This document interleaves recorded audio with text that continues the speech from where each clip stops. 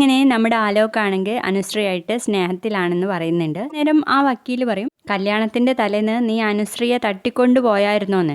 അപ്പോൾ ആലോകാണെങ്കിൽ തലയും താഴ്ത്തി നിൽക്കുകയാണേ. നേരെ അനുശ്രീയോട് അങ്ങ് ചോദിക്കുമ്പോൾ, എന്നെ തട്ടിക്കൊണ്ടുപോയതല്ല, ഞാൻ അലോക്കിനെ കാണാൻ വേണ്ടി പോയതാണെന്ന് പറയുമ്പോഴേക്കും ആ അച്യുതനൊക്കെ നിയമിച്ച ആ ഒരു വക്കീലുണ്ടല്ലോ, അയാൾ എഴുന്നേറ്റ് നിന്ന് പറയുന്നു, ഇതിലെവിടെയും പറയുന്നില്ല അനുശ്രീ അലോക്കിനെ കാണാൻ പോകുന്നുണ്ടെന്ന വിവരം സ്വന്തം മാതാപിതാക്കളെ അറിയിച്ചിട്ടുണ്ടെന്ന് എന്നങ്ങ് പറയുമ്പോൾ നമ്മുടെ അനുശ്രീയും തല താഴ്ത്തി നിൽക്കുക. ഒരു ചെറുപ്പക്കാരന്റെ ജീവിതം തകർത്തതിന് എന്റെ കക്ഷിയല്ല സമാധാനം പറയേണ്ടത്, അനുശ്രീ തന്നെയാണെന്ന് പറയുമ്പോൾ അനുശ്രീക്ക് ആകെ ടെൻഷൻ ആവുന്നുണ്ട്.